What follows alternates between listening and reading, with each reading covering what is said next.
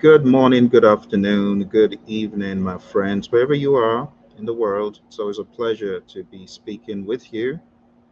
Thank you for joining me on this very brief webinar where we are going to explore the topic of PMP exam certification,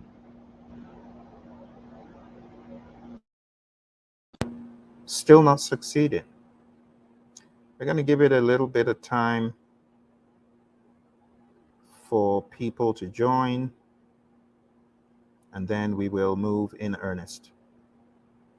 So again, thank you very much for joining. Let's go through a few quick introductions so that you understand my background and where I'm coming from in this dialogue.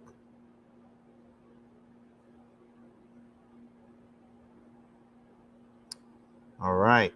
So my name is Phil, and I am a project management professional. I got certified in 2005.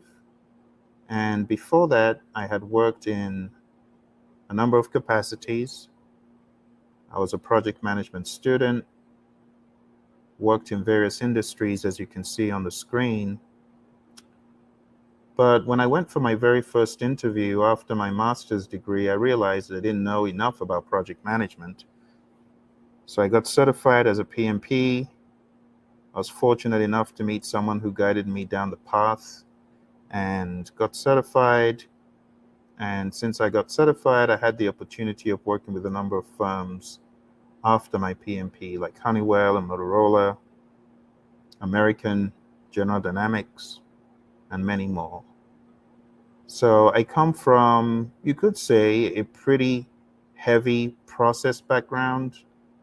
I am very big on process, but I am even bigger on the concept of humans, individuals, and interactions and relationships. I got into the world of Agile in 2011, and my mindset began to change from overtly process to realizing more about the people, the individuals, and the interactions. Okay. So, again, today we're going to talk about the PMP challenge. PMP is never enough. And I know this firsthand because I have seen people crash and burn with PMP. I've seen people succeed crazily with PMP. And I've also seen people not have PMP and still do extremely well in project management. So let's dive straight into it. I formed a company called Praizion in the early 2000s and have been fortunate to train many organizations, many government organizations and entities too, such as those you see on the screen, like NASA and the Army Corps of Engineers and the FBI, the US Air Force. So I've seen quite a bit in the world of project management and beyond. The first challenge that I see with a lot of people is the pragmatism challenge. And the pragmatism challenge simply states having a PMP does not equate to pragmatism. So get pragmatic. It's that simple. A lot of people get certified because they are able to prove that they have project management experience. But when you really look deep, you do not find enough of the right level of experience in a particular sphere. The PMP right now has become pretty general. It's become almost a business, if you like, certification. And I'm just keeping it real with you. You know, what used to be the bread and butter of project management and on the exam is no longer on the exam in the capacity that it used to be. And that's just the honest truth. There has been a toning down of what used to be straight ahead raw project management. And that's why when you talk to people today from the world of PMP, a lot of them are not honestly as pragmatic. They may have passed the exam, but they may not have the chops. So the pragmatism challenge, when I really think about it, is how do you, as a PMP, show pragmatism as opposed to just a bunch of principles and theories and ideas? Because sitting down taking an exam for 230 minutes is one thing, but in the real world, when you come across the real challenges of leadership, that's a whole different thing. See? So having knowledge and having a certification is one thing, but being able to pragmatize it is another thing. And I found that a lot of people, let me just be straight up honest, a lot of you get certified and you're like a deer in the headlights. You got zero clue on how to apply what you've learned. I'm just being honest. So don't hate the bearer of the news, okay? I'm just telling you what I've seen. People get certified, then you put them on projects and they're like, I don't know what to do. That's the challenge, which is why either a lot of people may not apply for certain positions because they feel like it's way beyond them, or you put them in the position and they're not immediately able to grow quick. You see, when you get into a PM role, you're going to have to learn, but you're also going to have to put on your courage hat and have the courage to roll with it. So it's a major issue that I see with a lot of PMPs today. They're certified, but they can't bring the pragmatism. And they can't bring the pragmatism because they have taken an exam on paper, but they cannot survive in the real world. Don't hate the player. Don't hate me for telling you the truth. I'm just the bearer of the news, okay? So deal with it. It's just the truth. All right, here's the second challenge. Second challenge is leadership and EI. Unfortunately, this exam is not a leadership exam. It's an exam that tests you, like I said, based on 35 tasks. And if you're able to show that you can understand the concepts, you pass. But that doesn't mean that in the real world, you will have the soft skills to communicate. Success in project management requires very strong soft skills, leadership, communication, teamwork. And if you are a PMP, but you're still hiding under the table, you're not going to succeed. You need to be a leader. What is leadership? My mentor, John Maxwell, he says the true measure of leadership is influence. Nothing more, nothing less. And a lot of you PMs that get certified as PMPs, you haven't even begun to think about what leadership is, which could be a problem, because leadership is influence and it's courage and it's trust. People need to trust you. How are people going to trust you if you're not pragmatic? If you're not able to hold down a project and deliver, or if you're not able to work with a team to deliver? I told you in the very beginning, pragmatism is number one, but leadership really trumps everything else. A great leader understands how to learn. And if you're not good at leadership, you're not good at leading yourself, you may get a job, but you're not going to be able to hold it. And a lot of PMs, they lose their jobs because they're not able to hold down the job because of poor leadership. When you talk about leadership, I often tell people, read the 5 levels of leadership by John Maxwell. Level 1 is position. That's all you've got at the very beginning. You need to transcend position. People need to buy into you as a leader. And people can see through a porous project manager that has no substance, which is why I keep encouraging folks to beef up their game. You know, my buddy Ed, who has a channel out there, Conscious Agility, he talks about how when you get certified, don't dump your books. Don't say, oh, I'm now king of the hill and that's it. You got to keep growing. Don't hate the bearer of the news. I'm just being honest. Position is number one, but people need to buy into you at the permission level. Beyond the permission level, you have the production level. This is where people follow you because of the results that you have delivered for the firm. And the question is, have you delivered for the firm recently? When last? Did you do anything significant in your position. Number 4 is the people level. People follow you because of what you have done for them.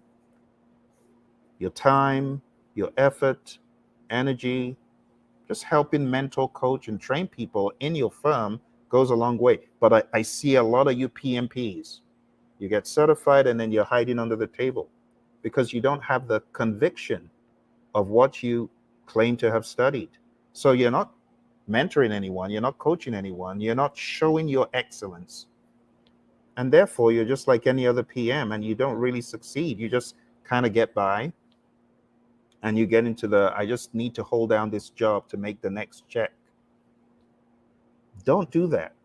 Really understand that you're a beacon, you're a light, and spread some light with your brilliance if you really truly believe that you've got it. You know, that's how you're going to succeed, not hiding under the table. The way I succeeded at Honeywell was coming out. Some of you are closeted project managers. You say you're a PMP, but you're living in the closet.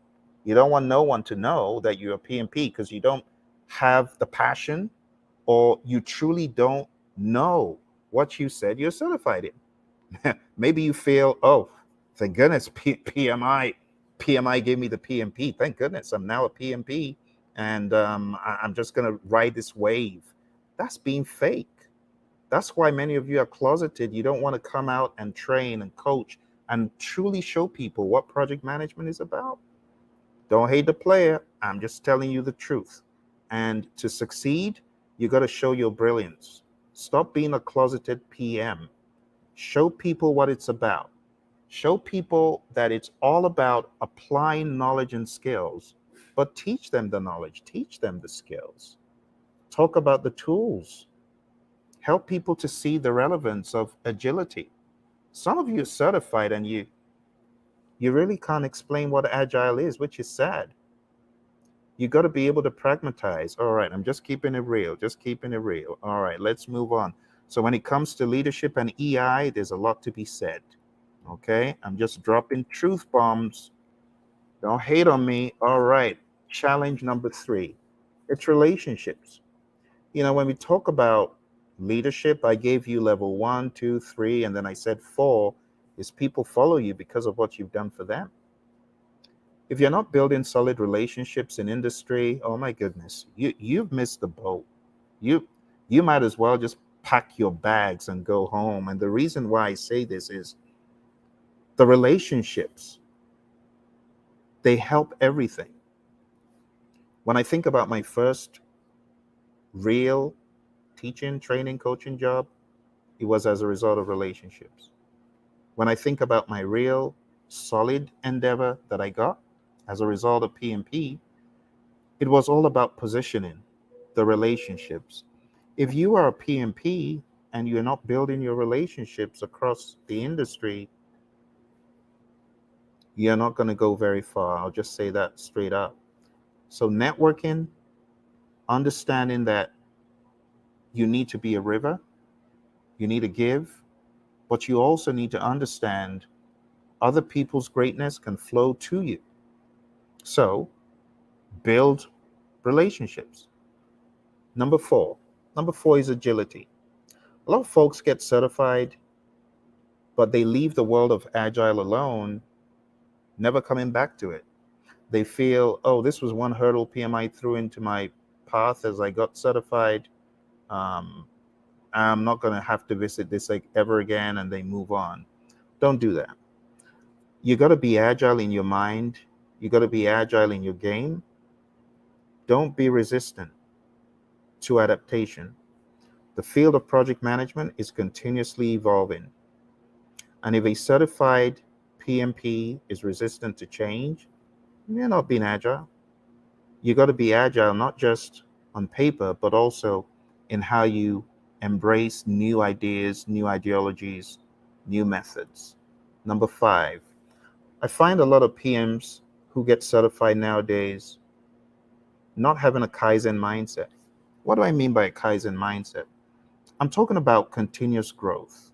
All right. So some PMs may get certified and refuse to grow. And growth isn't measured by certifications. It's one thing to get a certification, But it's another thing to really let it pass through you. We have the PMI, ACP, and the SP, and the RMP. And the question is it really passing through you? Are you being a beacon? Like I said, closeted PMs, they don't want to come out. They don't want people to see their brilliance, or maybe they're shy. There ain't no room for shyness on the road to success, right? So continuous learning after obtaining your certification, you got to keep growing. Number 6, stress. I cannot talk about this enough. A lot of PMs, they struggle on the job. You know why? They say, Phil, I'm in over my head. I cannot cope with this job. You cannot cope with the job because you were not true to yourself in the beginning. Or you really didn't have a can-do attitude. Maybe you thought you did, but maybe you actually didn't. Because a can-do attitude jumps on the job and does everything to learn it, no holds barred, gets the training, the coaching, the mentoring, the help they need, and they don't relent until they have dominated that thing. Some folks, they get on a job and they just tap out. They're not able to manage the stress. Being a project manager is very, very demanding. And if you're in one of these extremely demanding, rigorous industries that's more predictive than anything else, and you're not able to manage the stress, you're going to fizzle out. And then you may end up not succeeding because you're going to go back into a cushy job. And then that cushy job may end up not being a progress job. It might end up being a dead end job. You're not going to be able to deal with the stress. In order to get higher as a project manager, you need to, I'll just be honest because I've been there, you got to be able to deal with the stress. Like a job that is just rainbows and sunshine in project management, I tell you that job isn't going to remain there forever because project management is a very demanding job. You're going to wear many hats and you're going to feel caught in the middle. You're going to feel that tension of being in the middle. As John Maxwell puts it in his 360-degree leader, you're going to feel the tension. The tension is real, my friends. And many people, they tap out and they run away. They go home. They take the ball and they go home. Challenge number 7 is strategic alignment. Not aligning with your organization's goals. Some PMs are very frustrated after getting certified because they feel like the organization should have a PMO, and the PMO is different from how they thought it should be.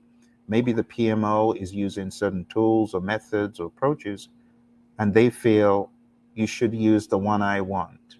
Or my organization doesn't have a PMO, they should have a PMO. Well, how about starting a community of practice?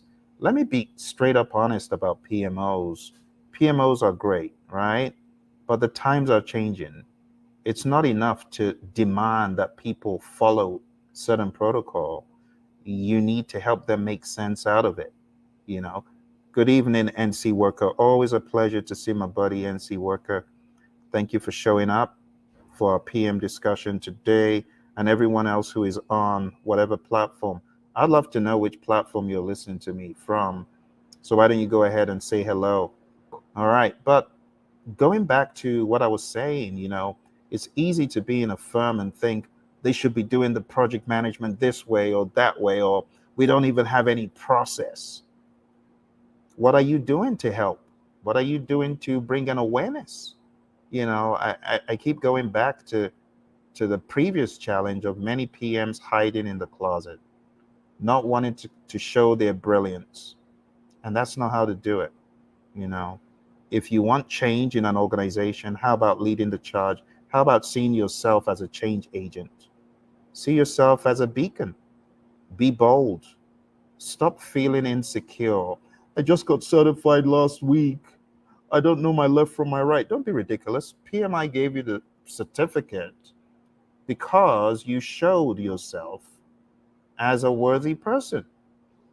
If you don't believe you're a worthy person, that's not PMI's problem. You are the problem. A lot of people have issues, trust issues. A lot of you, You get certified after sweating for hours, and you have the gall to say, I don't feel confident. I'm scared. Seriously? Do you think PMI was tripping when they gave you that certificate? Do you think that someone just said, oh, that's a nice guy, that's a nice lady, let's pass them?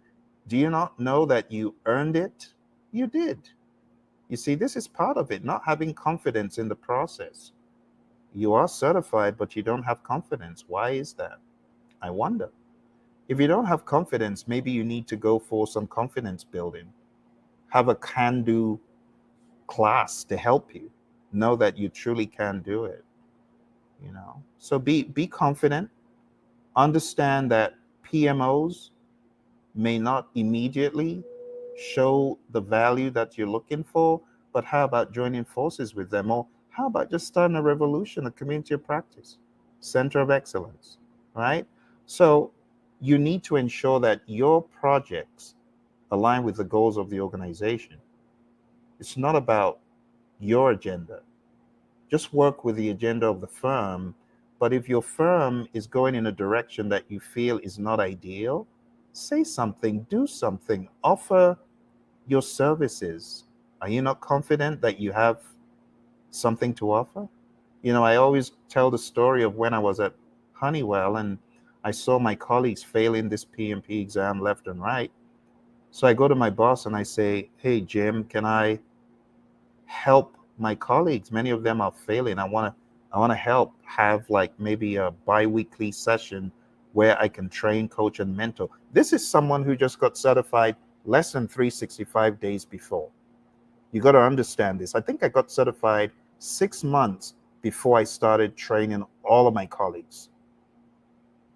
And this was the PMO forking out money for people to get certified. They were failing, but I made a difference.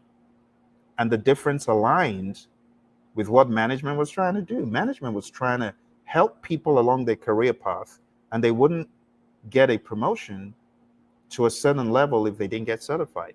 So I was helping the firm's vision. See what I'm saying? That's what it's all about. Helping the firm. Don't just criticize where you are. Do something and make sure your projects align with the goals of the firm. Enough said. Challenge number 8, rose-colored glasses. Some people are wearing these rose-colored glasses. They think the moment I get certified, the heavens will open and the light will shine down on me and people will see I'm the favored one. And I'll get all the jobs on LinkedIn. I'll get all the jobs on Dice and all the job. Come on now. Do you know what the competition is? You have 1.3 million PMPs as a choice. What makes you different? Tell me, how are you different from the other PMP down the road? We don't want this to look like it's a dime a dozen. You have to have a distinguishing factor, a unique selling proposition. Some of you don't. Some of you are just like any other PMP down the road. You have no specialism, and I'm going to talk about that in a minute. Some of you are not specialized. Sad to say. You don't have anything unique about you as a project manager. Your soft skills game is lame, it's weak. Schedules, Microsoft Project, forget it. What can you do with MS Project? Zero. Let's even talk about the Asanas and the ClickUp and the Rights. You haven't even studied those. So you're just going off hot air. You're not really different from the average PMP. That is not how to play the game. You will not succeed like that. In the world of Agile, we talk about T-shaped skills. T-shaped skills means broad, but one deep specialism. What is your specialism? What are you specialized in? I can tell you my specialisms. So over the years, I've added more and more and more specialisms. Risk, schedule, the people piece, leadership. I have spent time learning under John Maxwell to beef up my leadership game and understand what exactly that is. I have spent time with the risk doctor, learning from him, learning what exactly risk is at a deeper level. My mentor, Mary Hirschner, has spent time encouraging me, motivating me. We did an entire course where not only was I a co-host, I was also learning. I am always learning from people. Very recently, I started learning more and more about artificial intelligence. And I have learned so much, and I'm always learning. And Daryl on the Project Leadership Institute with me has been a very good beacon and mentor to what exactly exists in the world of AI. And I'm eating it all up. But some people, they get certified as PMs and they think, oh, well, everything's just going to work. It's all going to be hunky dory. No, it's not. No, it's not. You got to put in additional effort. You got to have a specialism. Let's move on to number 9. I call it evolution challenge. The evolution challenge is poor application of frameworks, which is sad because people, they go about half of the way and there's half left, but they don't do the remaining half. So they remain half baked. A half baked PM is sad. Why not just go the extra mile, put in all the work, and get to the end of the journey and learn the whole thing? Learn the whole thing, you know, to have a solid application of frameworks, of methods, and have the mindset that backs up the why behind it. You know what I'm talking about. You know. I don't have to keep going on and on. Okay, you're making me look like the villain. I'm your friend. I'm trying to help you. Here's the final one that I talked about. It's T-shape. The T-shape challenge. T-shape challenge. Limited industry knowledge. Like I said, the PMP certification is broad.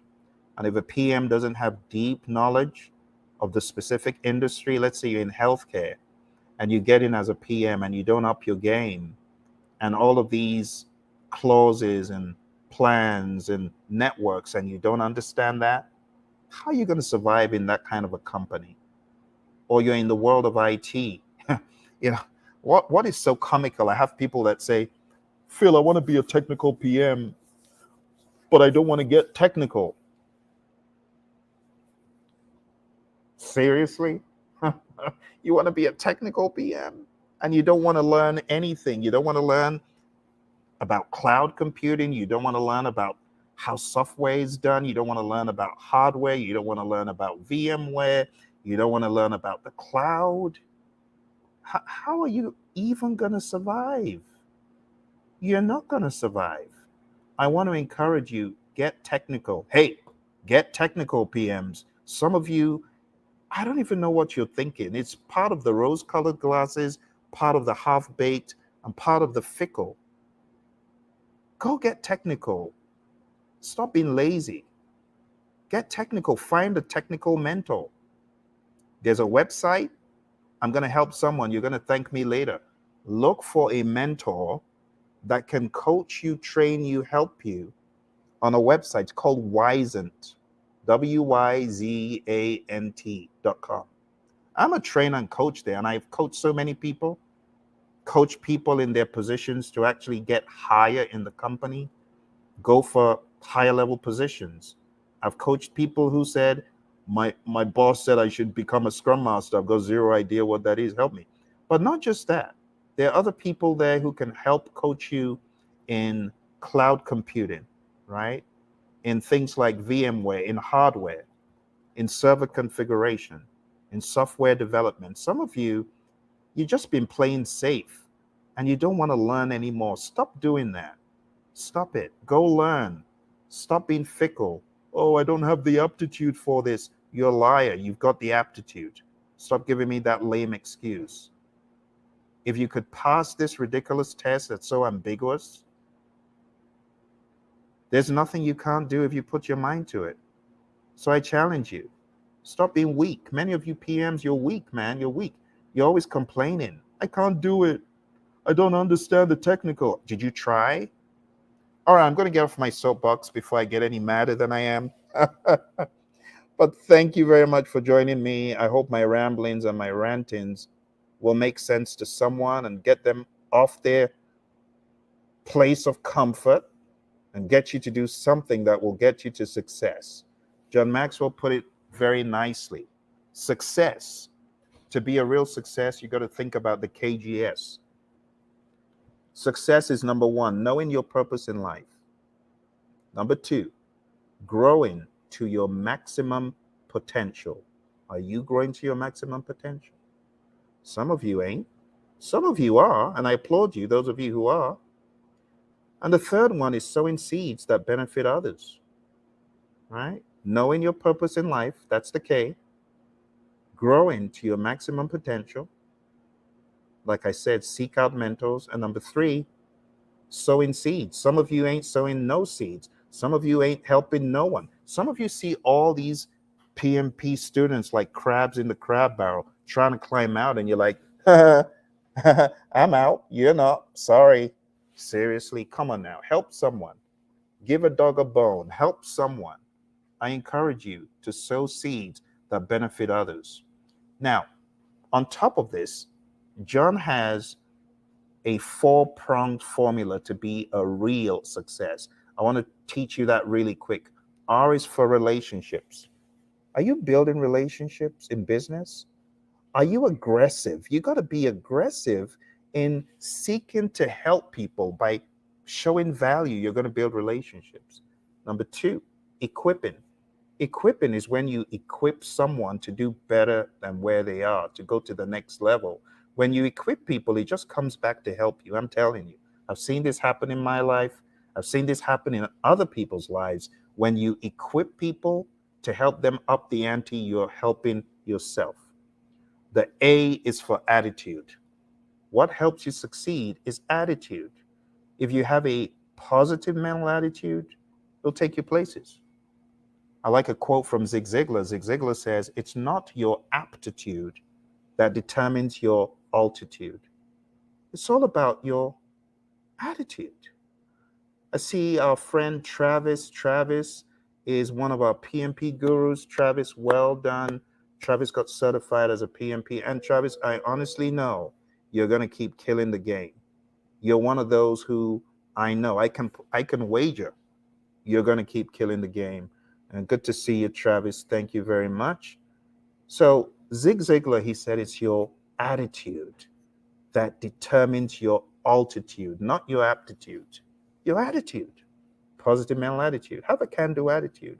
Believe you can do it. Hey, I'm going to speak to someone who's been at the sideline. You've been on the sidelines. I want to take the exam, but I'm scared. I haven't done enough. So what do? You plunk yourself down in your little seat, sitting on your hind end, refusing to schedule a date. Why are you like that? Why you do that? You've studied, worked, and you're like, I'm scared. And you're there for another how many months? Come on now. Get off your hind end, go schedule the exam, take the exam. It's an attitude thing. Now, some of you remind me of myself back in 05. I remember I was the person on the sidelines. I want to take the exam, but I don't feel I've done enough. I got to do more. So what do? I begin canceling my exam dates, because back in the day there was no penalty. So I'll wait till the exam comes close, then I'll cancel it, because I was trying to chicken out of it until I said, Phil, I'm fed up of you. You're going into that exam 25th of June, 05. And that's when I got certified, because I held myself accountable. I said, I ain't taking no more excuses. You're going to do it. So I did it. And here I am, 18 years later. 18 years later. I know that if you don't take action to schedule it, it won't happen. If you don't have a positive mental attitude, you're not going to do much. Okay? Last but not least is leadership. John Maxwell, he says, everything rises and falls on leadership, and he's very correct. He also says the true measure of leadership is influence. Nothing more, nothing less. We need not only to be able to influence ourselves to take action, such as what I described, but we also need to be able to influence others. I like a quote from Steve Jobs that really summarizes leadership in such a profound way. Steve Jobs says, management is making people do what you want them to do, what you think they should do. He says, but leadership is inspiring people to do the things they never thought they could. Wow. He just redefined the leadership game. He said leadership is inspiring people to do the things they never thought they could. Wow. I encourage you, my friends, to inspire others to do things that they never thought they could, to blow their own minds. So, leadership is many things, but let's begin to influence, let's begin to kill the game. Remember the KGS, know your purpose in life. Spend time really thinking, why am I here? Some of you, I have to be honest, you're maybe not project management. Maybe you're something else, right? Maybe you're a hybrid, even though we all are inherent project managers because we all manage projects. But maybe that isn't the only thing you're called to do. Maybe you're called to do something else, and that's okay, right? Maybe you're called to lead an entire organization, and that's okay. But really ask yourself, what's my purpose in life? Then keep growing to your maximum potential. Daily, listen to something inspiring. If possible, morning and night, right? Grow yourself. Listen to positive messages. Look for my mentor, John Maxwell. He's got a minute with Maxwell daily, right? Minute with Maxwell. Watch all the minute with Maxwell's and sign up to be part of that program. Just Google it, you'll find it, right? And then sow seeds that benefit others. And to be a real success, relationships, equipping, attitude, and leadership. Thank you very much, my friends. I'm signing off for the night or for the afternoon, depending on where you are. Thank you all very much. You take care, and I wish you all the very best. Be a success. Don't be part of those who don't succeed. Be the top 2% that PMI talks about in the PMBOK 6, right? The top 2%, those that have superior relational skills, interpersonal skills, leadership skills, as voted by their bosses and peers. It's not those that have all the technical know-how. While that is good, you got to remember it's all about the relational piece. Okay? And that's why in John's How to Be a Real Success, relationships, in the survey by the Stanford Research Institute, it was shown that success is 87.5% contingent on relationships. Okay? That's all I'll say for the night. Thank you. All the very best.